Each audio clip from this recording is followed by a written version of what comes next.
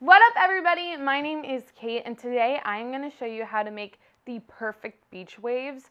I have struggled with beach waves for a long time now, but I have watched enough YouTube tutorials to give you an in-step process of how to create the perfect beach wave. So what I'm using is the Unbound Conair Straightener Curler. I can also do a video review on this for you if you want. Basically, I like it because I can move it much easier than something with a cord, but it does die out and it's not the most powerful straightener curler. But that is another story for another day. So the first thing you should do is straighten your hair as much as you can. You want it to be straight because for the beach wave, the ends of your hair should be straighter to create more of that wave concept, and you have straight ends at the end to give it that beachy look. I don't really have that curly of hair, so I usually just keep it a little bit wavy, a little bit straight, but if you want the perfect curl, I suggest straightening it as much as possible. So the first thing you should do is section your hair out into sections. You could just part it down the middle, and then what I like to do is I usually take half of my hair and put it upward, and then I take the bottom half and keep it out. But for this, I'm just going to keep my hair down and out and do different sides. So the first thing you want to do is grab a section of your hair, and you want it to be pretty small. Like even this amount of hair, as you can see, it's around the thickness of like a fingertip. This would be too thick because what it will do is create more of a curl versus a beach wave. So even smaller than this. So I'd say around this much hair. So the first thing you want to do with your straightener, I use a straightener for beach waves because I think it gives you that more crisp look. But what you need to do is turn the straightener upside down. Now this was the biggest trick that I discovered when watching all these videos. No one said it to me, but when you just go like this and then curl, it doesn't come out as good, at least when I was doing it, than if you put it all the way upside down.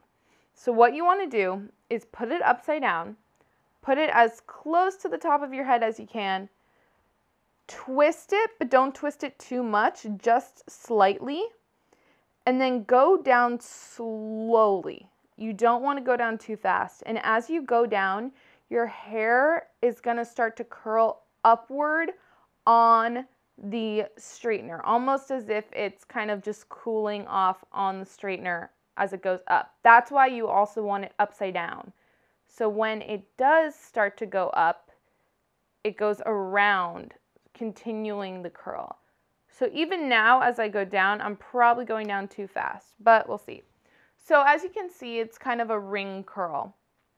Now, the first mistake I just made was I went too far down on the end. I should have let go much earlier. So what you want to do is you want to straighten the end to get that beach wave. So straighten the end. Ooh, my hair is hot. Oh, okay. So there you go. So now you have a little ring curl. So this curl, just keep it for now. At the very end, when you have all your hair, we're gonna zhuzh it up. So I'm gonna show you guys again what to do. So again, you wanna take a smaller piece of hair. This is way too big. You wanna take a smaller piece of hair, take the hair, brush it out a little bit, make sure it's straight. You want around maybe this much. Okay, start from the top of your head, twist. You can hold the bottom of the straightener. You want to hold it and just bring it down very, very slowly. Not too fast, but not too slow. And then when you get to around, I would say coming towards the end of your hair, allowing maybe 3 inches or so, around this much, depending on the length of your hair, let go.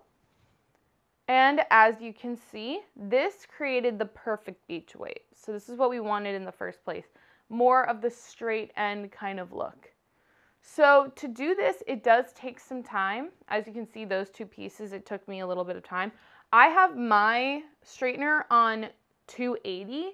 And for me, that is a good heat setting. If you have thicker, curlier hair, you might need a higher heat setting, but you don't want the curls to be too tight. So putting it on the lower heat setting of your choice, what you normally consider as low, might be good for your hair and good for that curl. I'm going to do this to the whole head of my hair, and then I'm going to show you how to finish it off. Okay guys, so I am back. It took me around 30 minutes to do all of these curls. If I had my heat on a higher setting, it probably would have taken less time, but I just want to ensure less damage, so I put it on a lower heat setting and I just take a bit more time.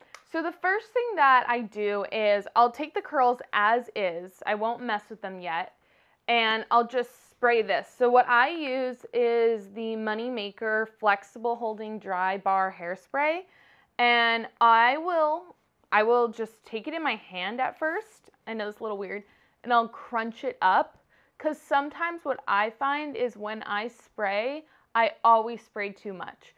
But so I'll just take it in my hand, and then if I feel like it's not enough, I'll spray just the slightest bit from afar, just the slightest bit. Wow. Can't breathe. What I'm gonna do, because I'm not a middle part gal, what I do is I do a flip. You want to do a flip, and then you want to vavoom. Just kind of use the hairspray that was in your hands from before and just crumple up the waves and then flip back.